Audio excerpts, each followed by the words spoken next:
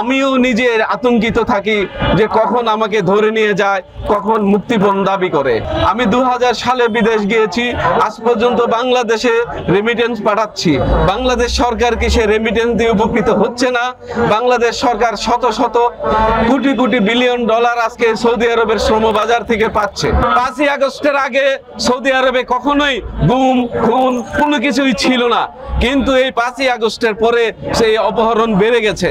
Saudi এম্বাসিতে যারা আছেন তারা যদি সৌদি পররাষ্ট্র মন্ত্রণালয়ের কাছে একটি চিঠি দেয়, আমি শিওর যে 24 ঘন্টার ভিতরে সৌদি সরকার সেটা দ্রুত পদক্ষেপ নেবেন এবং সেই অপরাধীকে ধরতে সক্ষম হবেন। কিন্তু আমাদের সেই দূতাবাসগুলো হচ্ছে নিষ্ক্রিয়, তারা শুধু টাকা নিচ্ছে, ডলার নিচ্ছে, বেতন নিচ্ছে, আমাদের পাসপোর্টের রেনু করতে যে টাকাগুলো নিচ্ছে আয়েশে আরামে তারা দিন কাটাচ্ছে, কিন্তু আমাদের যে দুঃখ কষ্ট তারা কিছুই বুঝতেছেন না। আমরা জীবনে নিরাপত্তা চাই, আমরা আমাদের পরিবারদের কাছে টাকা রেমিটেন্স পাঠাতে চাই, তাই আমাদের সেই পরিবেশগুলা যেন সুন্দর হয়।